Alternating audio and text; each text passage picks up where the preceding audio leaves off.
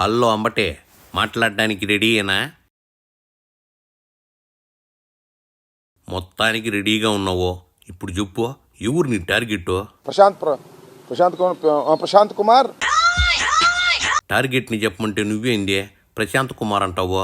పేరు కరెక్ట్గా చెప్పు. ప్రశాంత్ కిషోర్, నోన్ యాజ్ పీకే. ఓహో, పీకేని తిట్టడానికి వచ్చావా? మొన్నటి వరకు పీకేని మీరు సంకల్లో ఎత్తుకొని ఇప్పుడు తిడతానంటే ఎట్టా? సరే, ఇంతకీ పీకేని ఎందుకు తిట్టాలనుకుంటున్నారో? నేను ఒక ట్వీట్ చేసిన తర్వాత మీడియా మిత్రులు కూడా కొంత క్లారిఫికేషన్ అడుగుతూ ఉన్నారు, కొంత మాట్లాడమని కూడా అడుగుతూ ఉన్నారు. దాన్ని దృష్టిలో పెట్టుకొని ఈరోజు ఈ బయట ఇద్దామనే ఉద్దేశంతో మిమ్మల్ని అందరినీ పిలవటం జరిగింది. అదేమిటంటే, మేము పిలవకపోయినా నువ్వు మైకుల ముందుకు వస్తావని తెలుసులే గానే, మేము పిలిస్తేనే వచ్చినట్టు ఏదో కటింగ్ ఇస్తావేంది?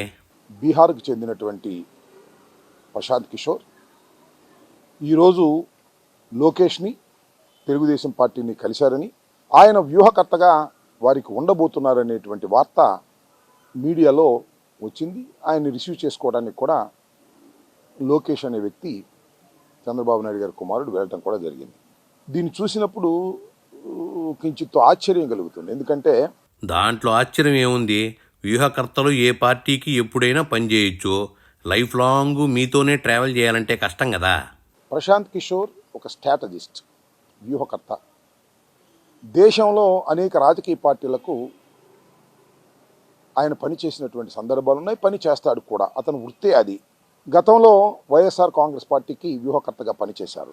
నేను ఇక్కడ చాలా స్పష్టంగా చెప్పదలుచుకున్నది ఏమిటి అంటే, ఆయన వ్యూహకర్తగా పనిచేసిన రోజుల్లో ఇదే లోకేష్, ఇదే చంద్రబాబు నాయుడు ఆయన గురించి ఏమి కామెంట్ చేశారు, ఏమి మాట్లాడారు అనేది ఈ సందర్భంలో గుర్తు చేసుకోవాల్సినటువంటి అవసరం ఉన్నదని నేను భావిస్తా ఉన్నా. తెలుగు ప్రజలు కూడా దాన్ని గుర్తుపెట్టుకోవాలని ఈ సందర్భంగా చెప్పదలుచుకున్నా. మీరు కూడా గతంలో బీజేపీ మతతత్వ పార్టీ అని చెప్పి ఇప్పుడు మోదీని పొగడుతుల్లా? రాజకీయాల్లో శాశ్వత మిత్రులు, శాశ్వత శత్రువులు ఎందుకుంటారా? కోడికత్తి గురించి, లేదు బాబాయిని హత్య చేసిన సందర్భాల గురించి, ఇవి గురించి మాట్లాడుతూ మత కల్లోలాలు సృష్టించారు, హత్యలు చేయించారు. ఇవన్నీ కూడా బీహార్ నుంచి వచ్చినటువంటి బీహార్ డెకాయిట్ ప్రశాంత్ కిషోరే చేయించాడు అని సాక్షాత్తు నారా చంద్రబాబు నాయుడు గారే చాలా స్పష్టంగా చెప్పాడు. బాబు చెప్పిన దాంట్లో తప్పే ఉంది. నువ్వు చెప్పిన 2 కేసులు ఇప్పటికే తేలకుండా అట్టాయన వల్ల ఈ లోకేష్ కూడా అప్పుడు మంత్రిగా ఉన్నాడు. ఆయన కూడా ఏం చెప్పాడంటే, ఈ ప్రశాంత్ కిషోర్ అనే వ్యక్తి వైఎస్ఆర్ కాంగ్రెస్ పార్టీకి నమ్మకం లేక వారిని తెచ్చుకున్నారు అనేటువంటి కామెంట్స్ చేశారు. ఆ మాట లోకేష్ అనేది ఏముందిలే అంబటే, మీపై నమ్మకం లేకనే కదా మీరు అప్పట్లో పీకేని స్ట్రాటజిస్ట్గా పెట్టుకున్నారా?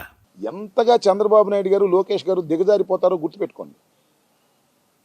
అవసరమైతే ఎలా కాళ్ళు పట్టుకుంటారో గుర్తుపెట్టుకోండి. ఒకప్పుడు బీహార్ డెకాయిట్ అని తిట్టినటువంటి ప్రశాంత్ కిషోరే ఇవాళ మాకు వ్యూహకర్తగా కావాలని ఢిల్లీ వెళ్ళి బతిమలాడి తెచ్చుకున్నారు. అంటే వారికి ఆ కాన్ఫిడెన్స్ లేదని కూడా ఈ సందర్భంగా నేను మనవి చేస్తున్నా. ప్రజలకు కూడా అర్థమై ఉంటుందని నేను మనవి చేస్తున్నా. వాళ్ళకి కాన్ఫిడెన్స్ లేక పీకేని తెచ్చుకున్నారని అంటావేంది? మీకు కాన్ఫిడెన్స్ లేకనే రిషిని మీరు తెచ్చుకున్నారా? ఆ పీకే అయినా ఈ పీకే అయినా తెలుగుదేశాన్ని బ్రతికించే పరిస్థితి లేదని చాలా స్పష్టంగా చెప్పదలుచుకున్నా. పవన్ ప్రశాంతులు ఏమి చేయని లెక్కే అయితే మీరు డైలీ వాళ్ళిద్దరిని ఎందుకు తిడుతున్నారో? నేను ట్వీట్ చేసిన విషయం కూడా మీ అందరూ చూసే ఉంటారు. మళ్ళా చెప్తున్నా, మెటీరియల్ మంచిది కాకపోతే మేస్త్రి ఏం చేస్తాడు? ఏమైనా చేయగలుగుతాడా? మెటీరియల్ బాగుండాలి కదా దేనికైనా. మెటీరియల్ బాగుంటే మేస్త్రి దాన్ని చక్కగా అమర్చగలుగుతాడు. ఇక్కడ మెటీరియలే సరిలేదు. ఎంతమంది మేస్త్రులు వచ్చినా మెటీరియల్, పనికిరాని మెటీరియల్ని ఏమీ చేయలేరని రాష్ట్ర ప్రజలు, ముఖ్యంగా తెలుగుదేశం కార్యకర్తలు అర్థం చేసుకోవాలని కూడా ఈ సందర్భంగా నేను చెప్పదలుచుకున్నాను. మెటీరియల్ బాగుందో లేదో ప్రజలే 3 నెలల్లో తేలస్తారులే అంబటే. ఎంతమంది ప్రశాంత్ కిషోర్లైనా, ఎంతమంది పవన్ కళ్యాణ్ అయినా కట్టగట్టుకొని వచ్చినా, ఎన్ని వ్యూహాలు చేసినా, ఎన్ని వ్యూహాలు రచించినా తెలుగుదేశం పార్టీని బతికించటం సాధ్యపడే అంశం కాదు. మీరు ఒక్క పీకేనే తట్టుకోలేకపోతున్నారో, ఇంకో 100 మంది వస్తే ఏం తట్టుకుంటారులే? ఇంతకు ముందు పనిచేస్తున్న వ్యూహకర్త వల్ల పార్టీ పైకి రాలేదు, ఇంకా దిగజారిపోయింది.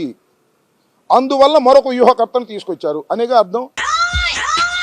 మీరు కూడా గతంలో ఉన్న పీకేని మార్చి వేరే వ్యూహకర్తను తెచ్చుకున్నారు కాబట్టి దాని అర్థం ఏందంటావు?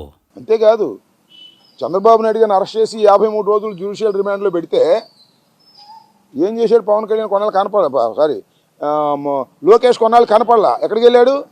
వెళ్ళి పీకే కాళ్ళు పట్టుకున్నారని చెప్పారు. ఇదిగో అంబటే, నువ్వు మాట్లాడేది నీకైనా అర్థమవుతుందా? బాబు జైల్లో ఉంటే పీకే ఏం చేస్తాడే? పీకే చెప్పాడని మీరు బాబుని జైల్లో పెట్టారా ఏందే కామెడీగా? చివరికి ఏం జరిగిద్దో చూద్దాం. ఏందంబటో, చివరికి ఏం జరిగిద్దో చూద్దాం అంటున్నావు? మీ గెలుపుపై మీకే కాన్ఫిడెన్స్ లేకుండా పోయిందా? చెప్పినందుకు చాలుగానే ఇంకెళ్ళు అంబటే.